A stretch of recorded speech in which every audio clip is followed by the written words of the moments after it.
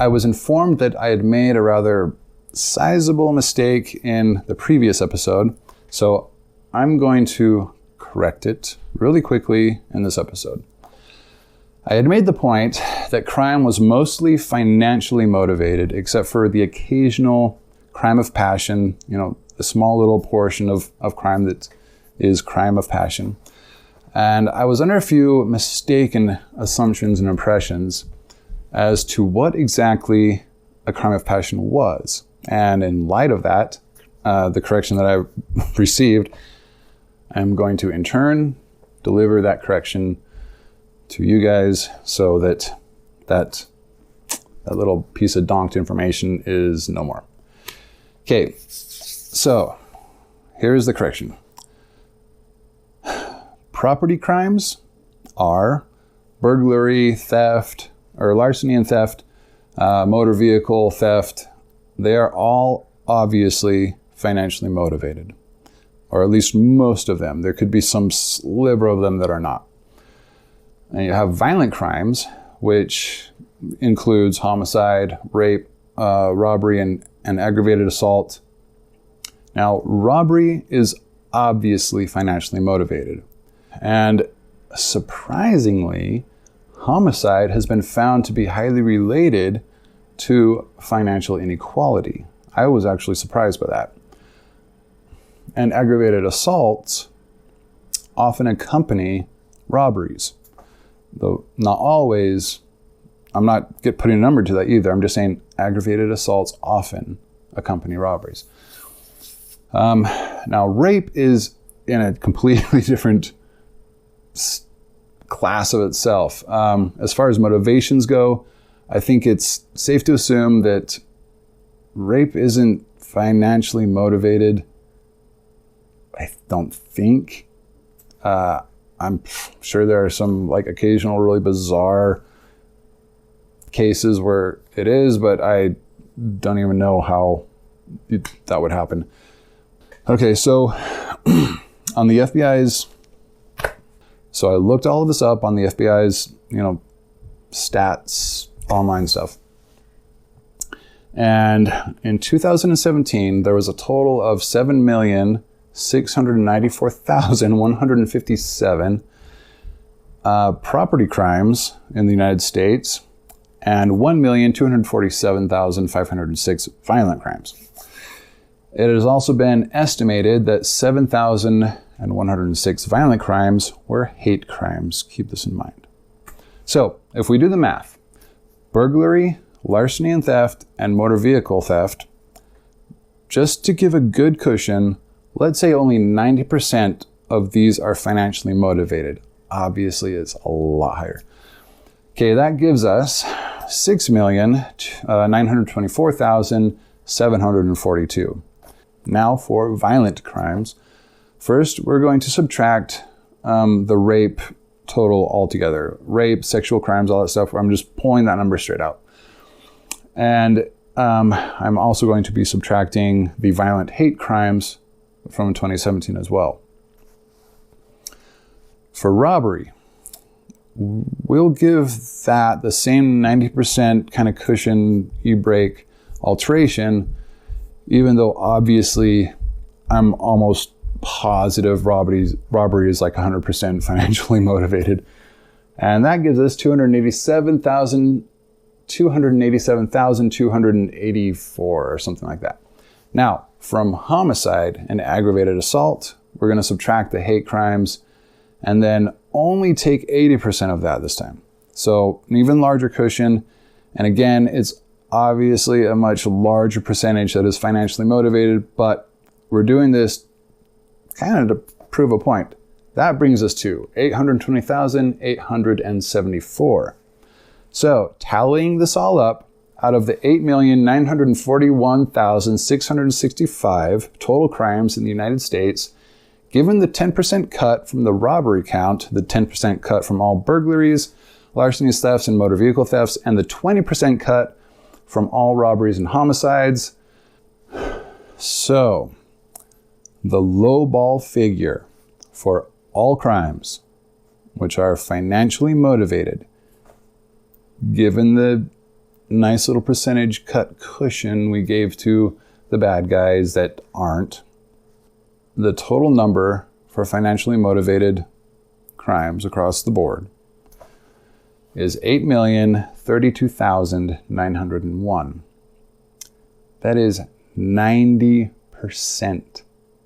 90% of all crimes are financially motivated. Now, remember, we took 10% off of robbery. We took 10% off of, or 20% off of we took percentages off that were far more gracious, than we should have really been. So I think the actual percentage of crimes, like for real, not this nice guy figure, is close to 97 or 98% of all crimes are financially motivated. Think about that.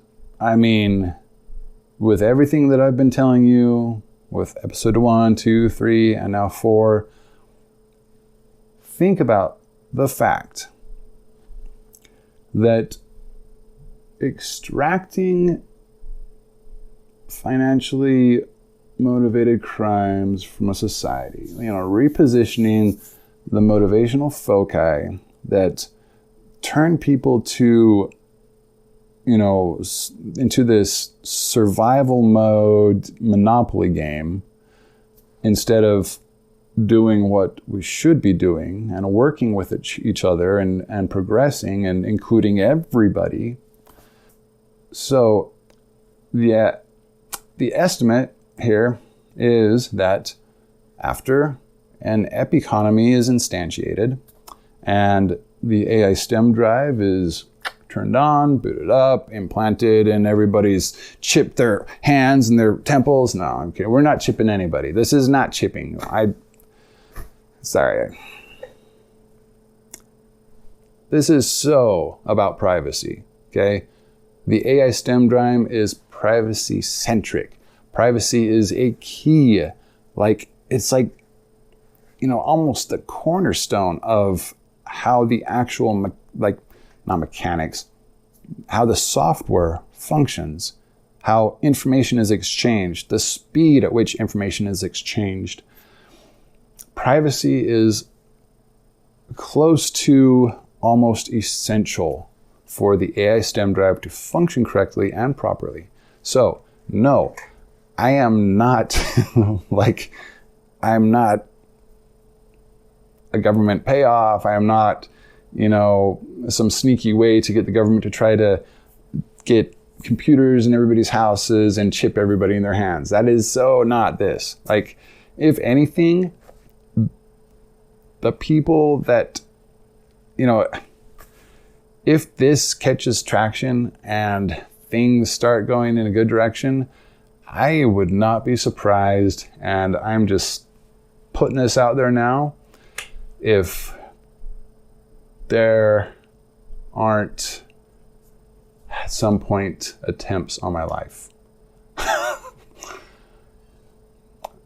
Sounds crazy, but the need to hold on to control is a powerful need, and control is so much more addicting than heroin or cocaine or caffeine or meth. Whatever drug you can throw at me, I can say control is more addicting for the people that are control freaks.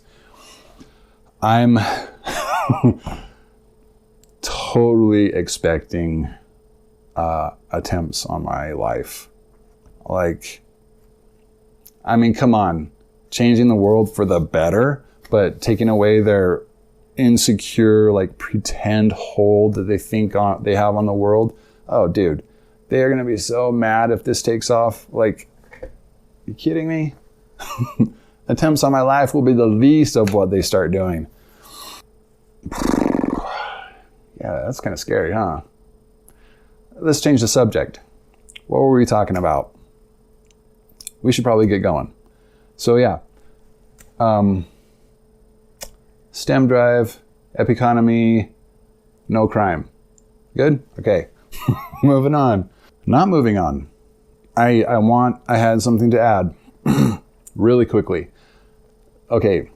Because of the dynamic of the STEM epiconomy, the whole point is to get people to self-actualize. Well, that's not the whole point.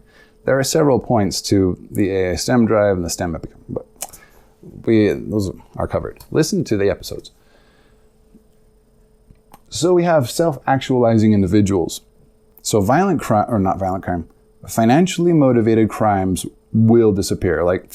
Gone. You don't even have to worry about them anymore. But let's talk for a moment about sexual crimes and other non-financially motivated violent crimes.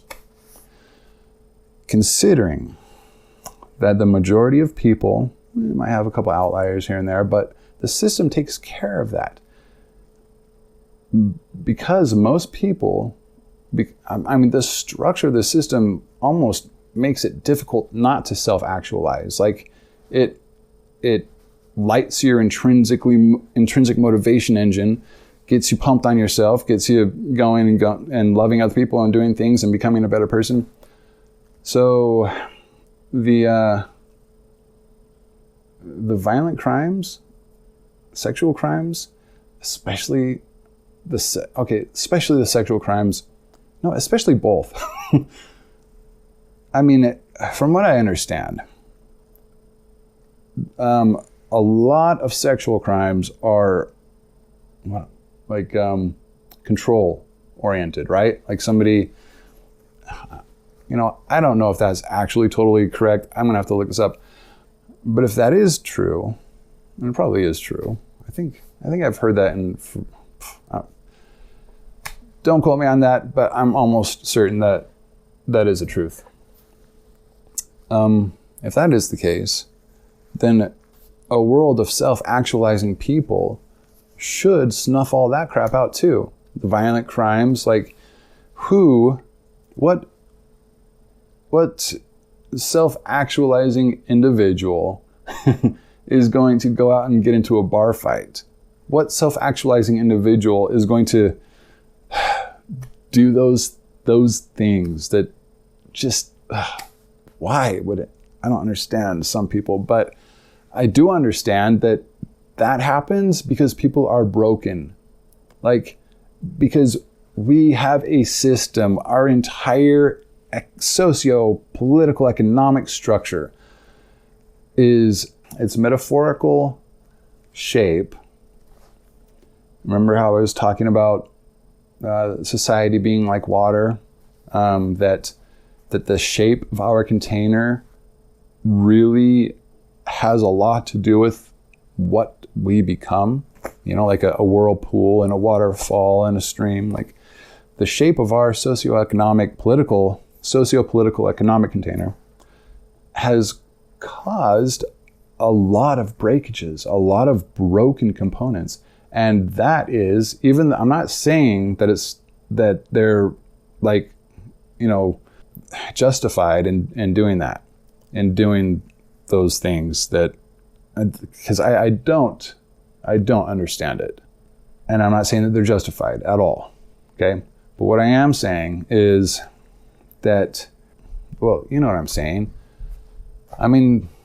You put two guys or girls, or you put a group of people in a room, lock them there for 12 days until they're all on the edge of death, and then you drop a single cake into the middle of the room.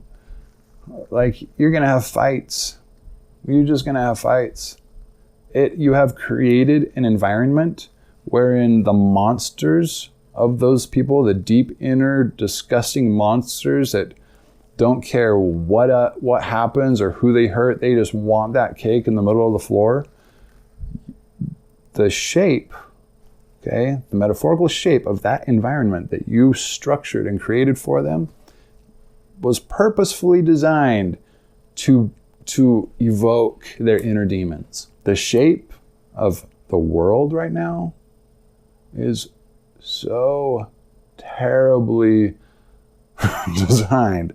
I know we didn't know that we did it when we did it, and many people still don't know it, but that's what I'm here for. I'm going to tell you what the science just told me. Okay? That the shape of our world incites the disgusting, incites the evil, incites the bad, gross, inner human-ish stuff that does those things. This was a long enough intro. I think we need to get on to the content of this episode.